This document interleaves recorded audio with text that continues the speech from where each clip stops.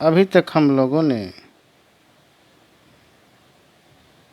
अरब सागरीय मानसून के बारे में अध्ययन किया है। आइए आज हम लोग बे ऑफ बंगाल या कह लीजिए बंगाल की खाड़ी के मानसून के बारे में सीखने का प्रयास करते हैं।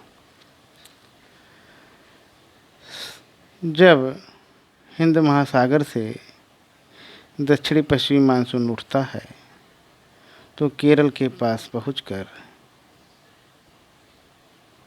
ये दो भागों में विभक्त हो जाता है, या कह लीजिए दक्षिणी पश्चिमी मानसून केरल से टकरा करके दो भागों में डिवाइड हो जाता है। इसकी एक शाखा अरब सागर की तरफ चली जाती है, जिसे अरब सागर का मानसून कहते हैं। इसके बारे में हम लोग अध्ययन कर चुके हैं। और दूसरी शाखा बंगाल की खाड़ी की तरफ चली जाती है, जिसे हम बंगाल की खाड़ी का मानसून कहते हैं। ठीक, तो बंगाल की खाड़ी का मानसून जब आगे बढ़ता है तो आगे बढ़ते समय अंडमान निकोबार द्वीप समूह पर जब पहुंचता है तो ये मई में ही पहुंच जाता है। अंडमान निकोबार द्वीप समूह में मई में ही पहुंच करके यहाँ बारिश कर देता है, क्योंकि मानसून का जो चलने का जो डायरेक्शन और टाइम है वो मई में ही अंडमान निकोबार पहुंच जाता है, वहाँ बारिश कर देता है। और इस प्रकार से मानसून आगे बढ़ता है बंगाल की खाड़ी का। और जब आगे बढ़ता है तो जैसे जैसे ITCZ नॉर्थ की तरफ बढ़ती जाती है वैसे वैसे आगे बढ़ती है तो दक्षिणी पश्चिमी मानसून हवाएं इधर और उसके बाद उत्तरी पूर्वी हवाएं दोनों मिलकर साइक्लोन का निर्माण करती हैं। और जब साइक्लोन का निर्माण करती हैं तो यहाँ साइक्लोन से यहाँ वर्षा भी होती है। पूर्वी घाट पर वर्षा भी होती है। और वर्षा होने कभी कभी यही मानसून जो पूर्वी घाट के जो कगार हैं, जो नदी घाटियाँ हैं, उन नदी घाटियों के घाटी के सहारे अंदर जा कर के वर्षा करता है। जैसे आप देखिए ये कावेरी नदी है, कावेरी नदी के सहारे जा कर के ये कावेरी ताल तक ये इसकी एक शाखा यहाँ तक कावेरी ताल तक वर्षा करता है। ठीक, और ये अरब सागर का मानसून यहाँ पहुँच जाता है तो यहाँ पर दोनों मिल कर के क्लाउड बर्स्ट हो जाते हैं। ठीक, आगे जब मानसून बढ़ता है तो यहाँ पर एक नदी है, उसको कहते हैं कृष्णा नदी। तो कृष्णा नदी भी उसकी घाटी में भी मानसून घुस जाता है।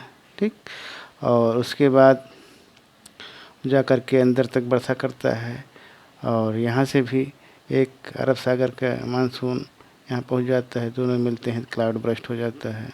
आगे चलकर गोदावरी नदी है, गोदावरी नदी की घाटी में भी मानसून घुस जाता है।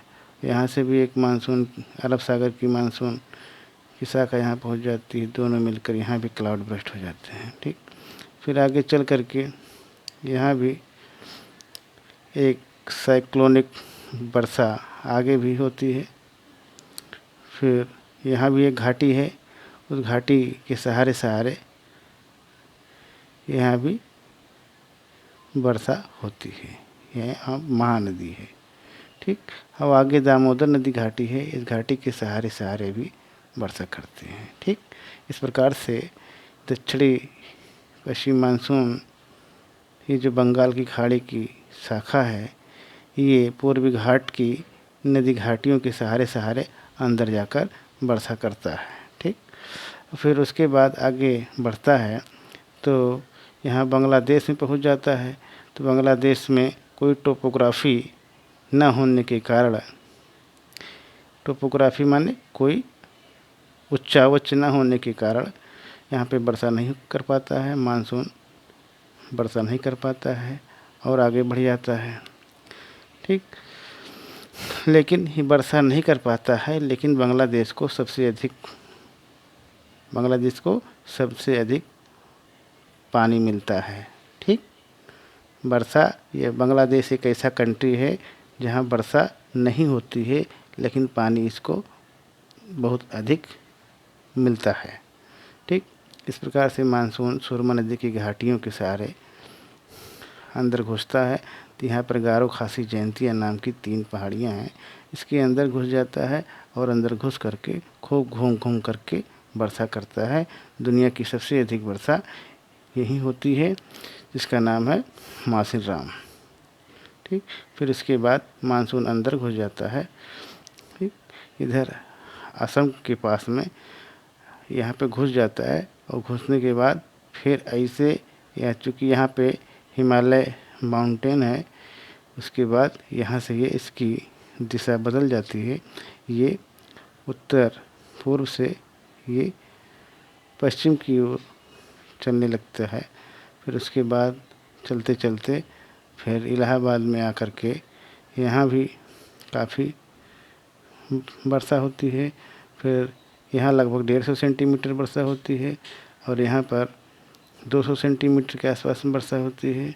ठीक, फिर उसके बाद धीरे धीरे जब आके जाएंगे दिल्ली के आसपास में, यहाँ 60 सेंटीमीटर के आसपास में वर्षा होती है। ठीक, तो ये बंगाल की खाड़ी का जब मानसून जब यहाँ पहुँचता है उत्तराखंड के आसपास में, उत्तराखंड और इधर से अरब सागर मानसून की शाखा पहुँचती है, तो दोनों उत्तराखंड या कह लीजिए शिमला के आसपास में हिमाचल प्रदेश में दोनों शाखाएं जब मिलती हैं, मिलने से एकाएक क्लाउड बर्स्ट हो जाता है।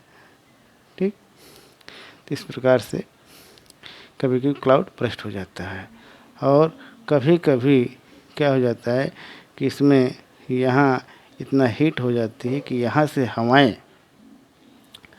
यहाँ से क्योंकि टेम्परेचर कभी कभी यहाँ बहुत अधिक हो जाता है, टेम्परेचर यहाँ बहुत अधिक होता है। टेम्परेचर अधिक होने से यहाँ पे क्या होता है, कन्वेक्शनल करंट उठती हैं। कन्वेक्शनल करंट उठ जाती हैं, वो चली जाती हैं 11-12 किलोमीटर की ऊंचाई पर। 11-12 किलोमीटर की ऊंचाई पे पहुँचती हैं। ऊंचाई पहुँचने के बाद फिर उनकी दिशा उत्तर पूर्व से दक्षिण पश्चिम हो जाती है। ठीक, और दक्षिण पश्चिम पे आकर के फिर आती हैं, फिर इक्वेटर के पास ये उतर जाती हैं। उतरने के बाद ये हिंद महासागर में फिर यहाँ से दक्षिणी पश्चिमी मानसून के रूप में फिर चल पड़ती हैं। ठीक, इस प्रकार से आज हम लोगों ने दक्षिणी पश्चिमी मानसून में बंगाल की खाड़ी के मानसून के बारे में सीखा। आज यहीं तक, धन्यवाद।